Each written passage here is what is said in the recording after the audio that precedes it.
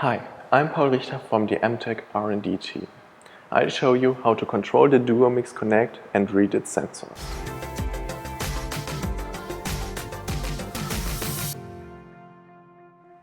For demonstration purposes, I removed the rotor stator and all the rotating parts.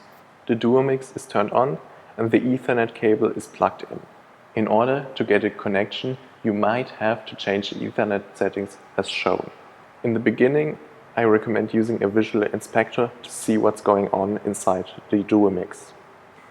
I personally use UA Expert for a visual representation of the machine. UA Expert is linked down below. First, at the Duo-Mix server, simply type in the IP address and follow the path connect and follow the path over here. Now you can see all these different variables. Click on a variable and you can inspect it in the right panel. You can also drag a variable in the center so you can observe its value. Now you see the live bit toggling. The next thing we want to do is to check our temperature sensor. It's connected to the analog input 2, the 0 to 10 volt one. For controlling the Duo-Mix and reading values, I use Python and the library free OPC-UA. For that, we need this node ID. This node ID is the identifier for this variable.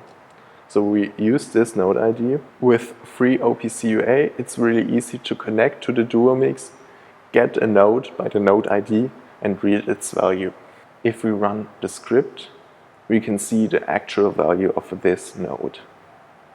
Now, this value is not correct. It's not our degrees Celsius. The sensor value goes from 0 to 100 degrees Celsius. The analog value goes from 0 to 10 volt. Our Duo-Mix then takes those 0 to 10 volt and transfers them to 0 to 10,000 as a float value. As a result, we have to divide it by 10,000 and multiply it by 100. 17 degrees Celsius. I think that's right. Instead of reading the value over and over again, OPC-UA has a function called subscription. We create a handler for this object. In this case, we simply print the value. Then we create a subscription using the handler we just created and the time interval in which we want to check the value. Each time the value changes, the subscription handler gets triggered with the new value. We also can write to the Duo-Mix, simply get the node and set a value. If I switch to remote now you can see the error code 8. Error code 8 means the live bit is not toggling. We have to set the live bit of the Duo-Mix and change it every second. Now we use our subscription and writing functions to prove that the PC is still running. We create a subscription to the variable live bit to extern and simply write its value to live bit to Duo-Mix. If we run this program, it automatically toggles the live bit at the Duo-Mix. After running the script, I can turn the machine on. The next step is to control the Duo-Mix.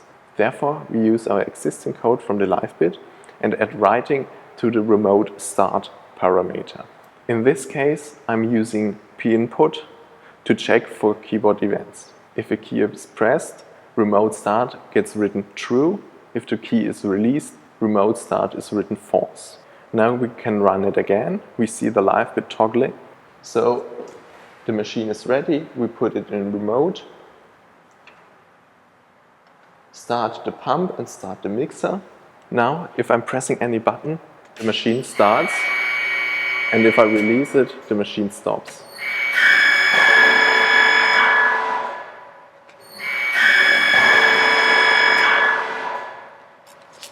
All these examples are in our GitHub repository linked down below.